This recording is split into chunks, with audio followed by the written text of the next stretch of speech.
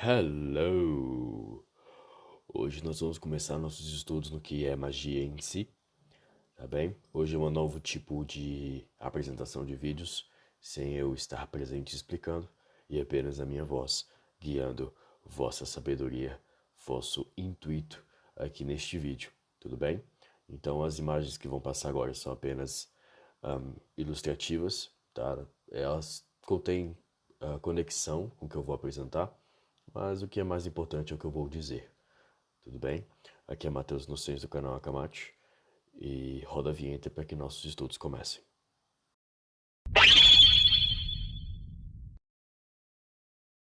Então, meus amores, primeiramente a gente tem que conversar o que é magia, o que significa magia. Magia é a aplicação de crenças, rituais ou ações empregadas na crença de que podem subjugar ou manipular seres e forças naturais ou sobrenaturais, tá bom? É uma categoria na qual foram colocadas várias crenças e práticas, às vezes consideradas separadas da religião e da ciência. E também, embora conotações tenham variado de positivas e negativas, às vezes ao longo da história, a magia continua a ter um importante papel religioso e medicinal em muitas culturas hoje em dia, tá? É importante ressaltar isso. Dentro da cultura ocidental, a magia tem sido associada a ideias do outro, a estrangerice e primitivismo, indicando que é um poderoso marcador de diferenças culturais, nessa parte entre aspas aí, que é uma citação. E da mesma forma, um não moderno fenômeno. E também, durante o final do século XIX e início do século XX, os intelectuais ocidentais perceberam a prática da magia como um sinal de uma mentalidade primitiva e também a atribuíram comumente a grupos marginalizados de pessoas. No ocultismo moderno e nas religiões neopagãs, muitos autodenominados mágicos e bruxas praticam regularmente a magia ritual, definindo a magia como uma técnica para provocar mudanças no mundo físico através da força da vontade, né, o que é dito e citado como intenção. Essa definição foi popularizada por Aleister Crowley, né, de 1885 a 1947, um influente ocultista britânico, e desde então outras religiões, por exemplo, a Wicca e o satanismo de LaVey, e sistemas mágicos, por exemplo, a magia do caos, a adotaram. Eu peço para que vocês entendam que Aleister Crowley, ele é um nome muito influente no ocultismo, tá? Ele participa de vários sistemas de magia e qual nós vamos abordar muito aqui no canal. Inclusive eu vou fazer um vídeo sobre ele, especificamente sobre ele. As palavras em inglês magia, mago e mágico vêm do latim magus, através do grego, que vem do antigo persa magus. O velho persa mago é derivado do proto-indo-europeu mag, que significa poder.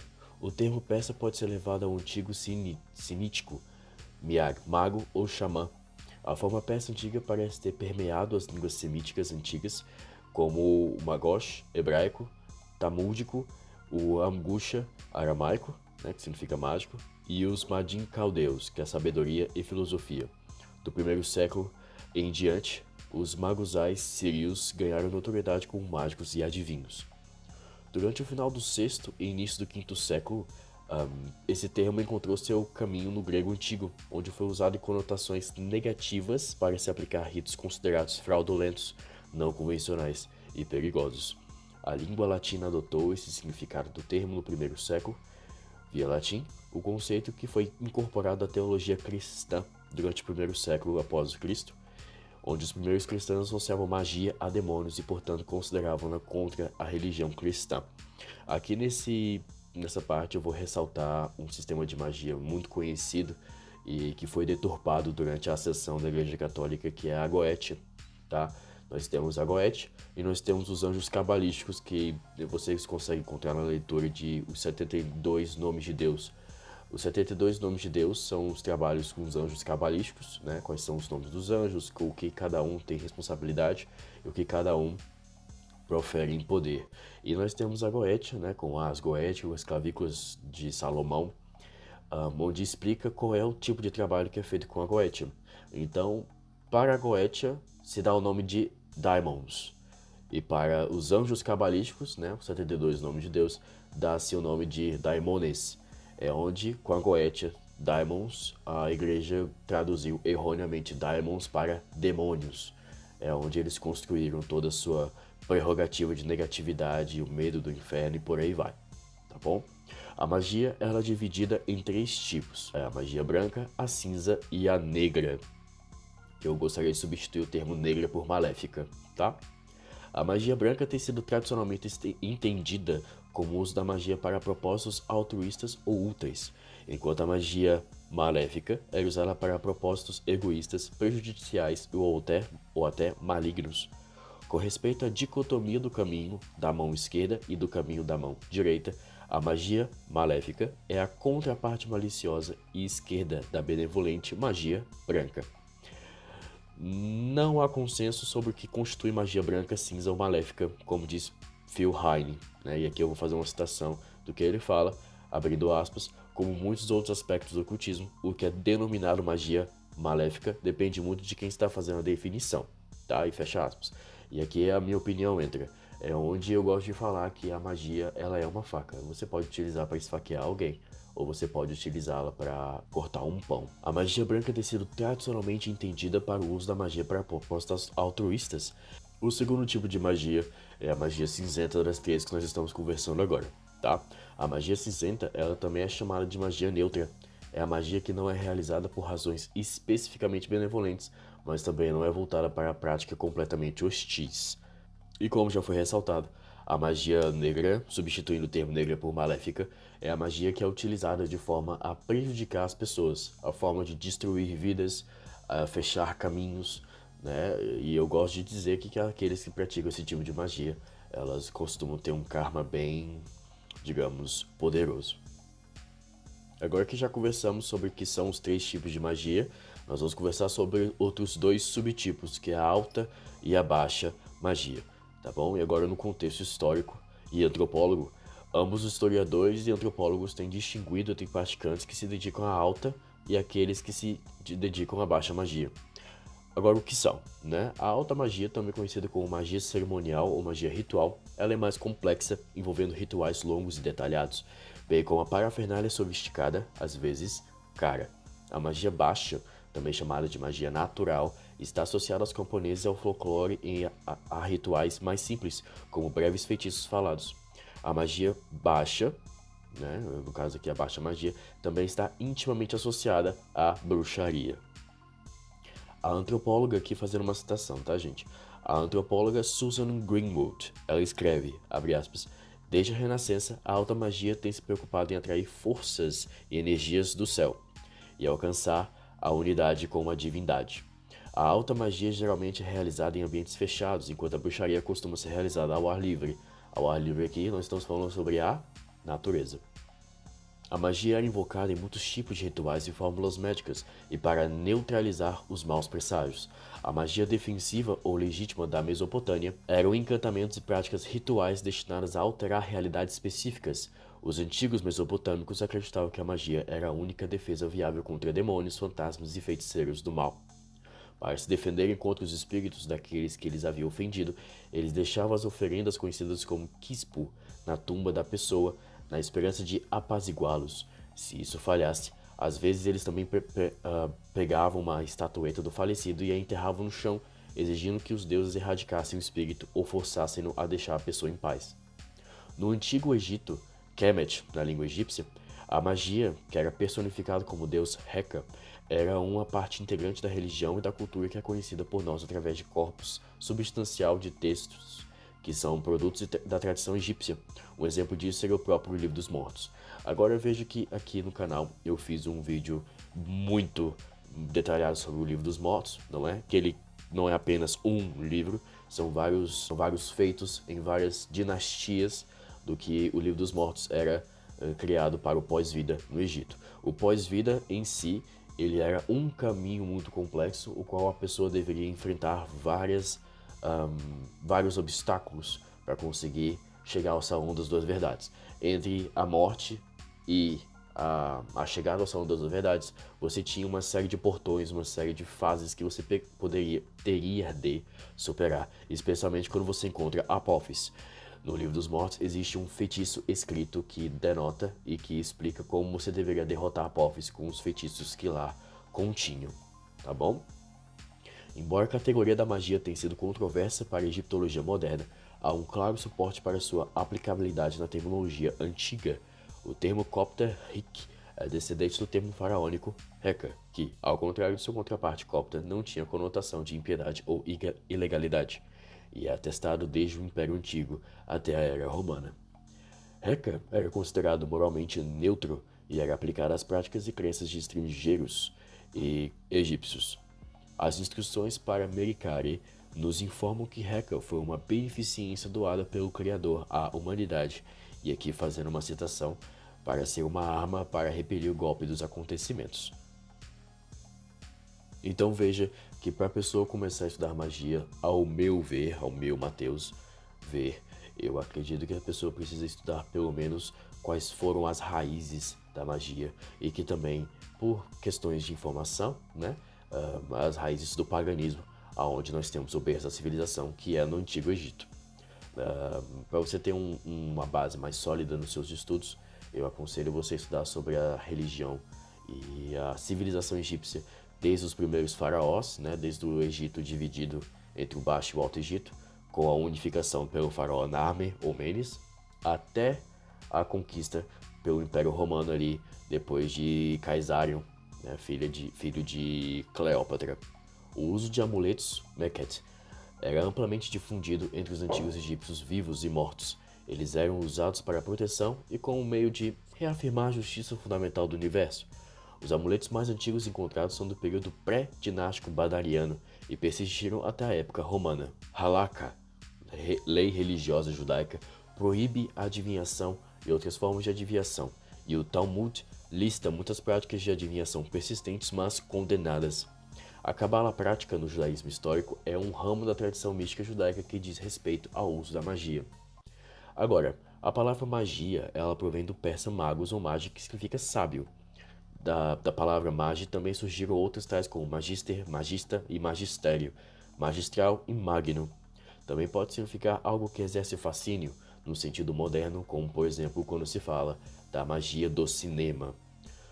Supõe-se que o caçador primitivo desenhava presa na parede da caverna antes da caça como forma de motivação. Posteriormente, adquiriu o ritual de enterrar os mortos e nomeou as forças da natureza que conhecia, dando origem à primeira tentativa de compreensão da realidade, que chamamos de mito. Segundo o Novo Testamento Bíblico, e aqui citando a Bíblia, tá? Por exemplo, são 3 magos os primeiros a dar boas-vindas a Jesus recém-nascido. No Velho Testamento, há disputa mágica entre Moisés e os magos egípcios. Nos Vedas, Bhagavad Gita, no Alcorão e em diversos textos sagrados existem relatos similares. A prática da magia requer o aprendizado pelo iniciado, pelo xamã ou pelo sacerdote de diversas técnicas de autocontrole mental, como a meditação e a visualização. Franz Bardon, proeminente mago do século XX, afirmava que tais exercícios têm como objetivo equilibrar os 4 elementos presentes na psique do mago, condição indispensável para que o praticante pudesse se envolver com energias mais sutis, como evocação e invocação de entidades, espíritos e elementais, que são seres da natureza, dentro de seu ciclo mágico de proteção. Outras práticas mágicas incluem rituais como o de iniciação, o de consagração das armas mágicas, a projeção astral, rituais festivos pagãos de celebração e manipulação de símbolos e com outros objetos particulares. Nós chegamos a uma parte dos nossos estudos onde nós vamos conversar agora sobre as organizações que trabalham com magia, tá bom? A primeira que eu gostaria de falar é sobre a Ordo Templi Orientis, a IOT, Iluminados de Thanateros e a Rosa Cruz. A primeira, a Ordo Templi Orientis, que ela foi fundada por Theodor Herzl e Karl Kellner no princípio do século XX, ela baseou-se inicialmente na aplicação dos conhecimentos do Tantra sobre o sistema da maçonaria. Quando o ocultista inglês Aleister Crowley, olha ele sendo citado novamente, passou a ter controle da ordem, seus rituais e filosofia básica foram reformulados para serem interpretados e trabalhados sobre a chamada lei de Telema, o que nós vamos falar daqui a pouco. A Iluminados de Thanateros é uma organização mágica internacional que se concentra no trabalho prático do grupo da magia do caos. A ideia foi anunciada pela primeira vez em 1978, enquanto a ordem propriamente dita foi formada em 1987. Essa sociedade mágica fraterna, ela tem sido uma influência importante em algumas formas de ocultismo moderno. Agora, sobre a Rosa Cruz, ela é um movimento filosófico que se popularizou na Europa no início do século XVII, após a publicação de vários textos que pretendiam anunciar a existência de uma ordem esotérica até então desconhecida pelo mundo. Agora, falemos dos sistemas de magia mais conhecidos para referência futura, tá bom? A primeira que eu vou citar aqui, que nós vamos discutir sobre, é a magia contemporânea e a teosofia. A teosofia tem como um dos fundadores Helena Petrovna Blavatsky, que buscou no Oriente a fonte de seu importante sistema filosófico. A magia contemporânea ela se inicia em duas figuras chamadas Papus e Eliphas Davi. O sistema de Petrovna não se apresenta exatamente como sistemas utilizados pelos estudiosos de magia, mas, antes, pretende transmitir o conhecimento esotérico universal que estaria contido em toda e qualquer tradição filosófica ou religiosa. Todos os homens são magos no sentido último da palavra, pois todos podem utilizar o divino poder criador, seja através do pensamento, palavra, ação, de acordo com ela. Agora, eu, Mateus, praticante desse tipo de magia, que é a magia universal, vou falar para vocês o que seria a magia universal, onde ela pode ser definida como o ato de manipular energias espirituais, utilizando-se de toda e qualquer forma de magia existente, independente de sua origem, através de objetos de qualquer natureza, ações, reações, com o objetivo de alcançar desejos próprios ou de terceiros. Os objetivos da magia universal, de acordo com seus seguidores, e eu atesto isso, são o autoconhecimento, o controle, a elevação espiritual e intelectual, equilíbrio social e emocional, e o domínio do próprio destino, tanto no mundo carnal quanto no futuro mundo espiritual. Aqui eu faço um adendo, um pequeno comentário, que para aqueles que pretendem praticar magia, elas têm que ter um autocontrole de suas emoções muito em check, entendeu? Você não pode ter uma espécie de trabalho de magia onde o seu temperamento, onde a sua emoção, onde os seus sentimentos eles são descontrolados, eles são imprevisíveis. A chance de você fazer alguma besteira, ela é muito grande, entendeu? Então, ressalto aqui para os seus estudos que você tem que ter um autocontrole e um caminho do autoconhecimento em andamento para que você não tenha problemas com o mundo espiritual. Porque com o mundo espiritual você não tem, digamos, brechas. Sempre que citamos o sujeito como masculino, também nos referimos ao feminino, ou seja, qualquer degrau da magia universal pode ser ocupado tanto por homens quanto por mulheres, independente da sua cor, raça, ocupação social ou orientação sexual. Os adeptos são conhecidos como mestre, aquele que é chefe do seu clã, ou seja, o mago, e discípulos, aqueles que seguem as orientações e ensinamentos de seu mestre. Agora, dentro de um clã, dentro de um grupo de feiticeiros e magistas, magos, o mestre ele não pode chamar os seus discípulos de filhos. Os discípulos chamam o mago do clã de mestre, jamais de pai ou mãe. Não existem padrinhos ou madrinhas, apenas testemunhos de ritual. Não existem beijos nas mãos como pedido de bênção. A forma de saudação entre os integrantes, independente do seu grau, é um aperto de mão estendido, ou seja, a mão de um aperta o antebraço do outro. Em virtude de não haver o tratamento e simbolismo de família, dentro da magia universal, podem existir relações de qualquer natureza entre seus integrantes, tanto de discípulos com discípulos quanto de discípulos com o mestre. Agora, vamos falar aqui um pouco sobre magia sexual. Esta agrupa-se neste item diversos sistemas como o telemita e o gnóstico, que representam uma versão ocidental da Tantra. Uma das bases desse sistema é a concepção. O sêmen do homem e a vulva da mulher são sagrados. E um tipo de magia bem conhecido nesse sistema é a magia do caos, sistema mágico no qual uma das formas de gnose vem da automagia sexual. Agora, nós falamos agora há pouco sobre um dos grupos que é tomado controle por Aleister Crowley, que é o tipo de magia de Telema, e aqui nós vamos conversar mais um pouco sobre isso. O Telema é um sistema de magia que foi criado por Aleister Crowley a partir do recebimento do Liber Alve Legis, que é o livro da lei. Trata-se do início de uma nova era, a Aeon de Aquário, onde o ser humano percebe como o centro de seu próprio universo, assim, divino. Telema, em grego, significa vontade. Os axiomas mais importantes para os telemitas constantes no livro da lei são: faze o que tu queres será o todo da lei. Do what thou wilt shall be the whole of the law, em inglês, como é citado. E amor é a lei, amor sob vontade. Love is the law, love under will. Que, diferentemente de muitos interpretam, não significa fazer o que você quiser, tá? mas sim é a realização daquilo que chamam de verdadeira vontade, sempre lembrando que isso é um ato de amor perante a humanidade, mas um amor colocado sobre domínio da vontade. Um outro tipo de magia que eu acho interessante nós falarmos brevemente sobre é o sistema de magia chamado magia luciferiana. Esse tipo é desenvolvido por uma fraternidade chamada Fraternitas Saturni, onde a diferença principal entre a Otto, né, que nós falamos agora há pouco, é que, enquanto esta busca a fusão individuada com a energia criadora, porém sem uma representação central, a Fraternitas Saturni busca elevar o espírito humano em condição de divindade, representada por Lúcifer, onde o sistema possui 33 graus. Um outro sistema de magia também muito interessante, que foi estudado pela Golden Dawn e pelo Aleister Crowley, é a magia enochiana, que é um sistema simbolicamente complexo que consiste na evocação de energias, também chamadas de entidade, e foi proposto pelo astrólogo e alquimista John Dee e por Edward Kelly. Um outro sistema de magia muito interessante é a magia musical, que ela foi criada por uma renomada ocultista chamada Juanita Westcott, estudiosa do sistema de Franz Bardon. O sistema de magia musical faz uso dos mais elevados ensinamentos do hermetismo e da cabala, do ponto de vista de Franz Bardon. Nós vamos abordar isso por mais futuro, tá bom? Agora eu vi a citação, mas no futuro vai virar um conteúdo mais aprofundado.